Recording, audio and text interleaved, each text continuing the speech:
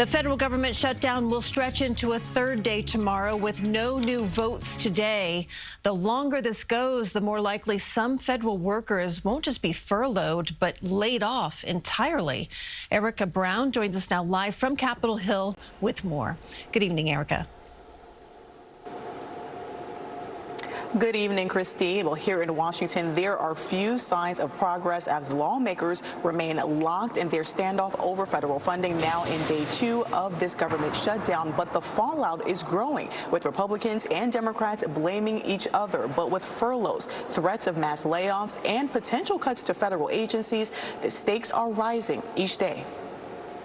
The deadlock over federal funding continues in Washington on day 2 of the government shutdown, with the White House saying no negotiations are scheduled. We haven't wanted to negotiate. We just want to keep the government open. That's been the Republican and the Trump White House position since the very beginning. The Democrats are holding firm on reversing cuts to Medicaid and extending subsidies for the Affordable Care Act, which are expiring at the end of the year. This is a now thing because those premiums are hitting when November 1st, when that market opens up. No votes are scheduled in the Senate today in observance of the Jewish holiday Yom Kippur, but they will vote once again on Friday on a short-term spending bill to fund the government through mid-November. I realize that my Democrat colleagues are facing pressure from members of their far-left base, but they're playing a losing game here. President Trump is now moving ahead with plans for cuts, writing on social media that he is meeting with his budget director to determine which, quote,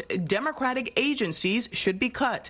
In a call with Republicans Wednesday, the White House also warned mass layoffs could come soon. It's likely going to be in the thousands. It's a very good question, and that's something that the Office of Management and Budget and the entire team at the White House here, again, is unfortunately having to work on today. The union representing federal workers is suing to stop the layoffs. We've had shutdown, but not one time have anyone equated firing an employee in conjunction with a furlough. This is the first time this has ever happened, because everybody else understood that it would have been illegal. Roughly 750,000 federal workers have been furloughed as a result of the shutdown.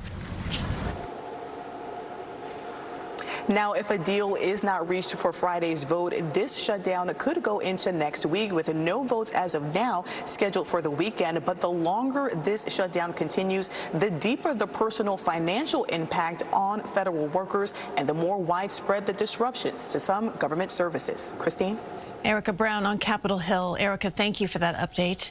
In the meantime, New York lawmakers fighting to keep some major infrastructure projects on track that are impacted by the shutdown. A group of Democratic elected officials gathered in East Harlem this morning, and they spoke against the federal government pausing $18 billion in funding for the Hudson River tunnels and the 2nd Avenue subway. Shutdown was portrayed as about undocumented immigrants getting health care. What a lie! And now, all of a sudden, the lack of funding or the shutdown of funding for the 2nd Avenue subway is about DEI. What is it going to be next? The Transportation Department said it had been reviewing whether any unconstitutional practices are occurring in the projects, and the shutdown forced it to furlough the staff responsible for conducting the review.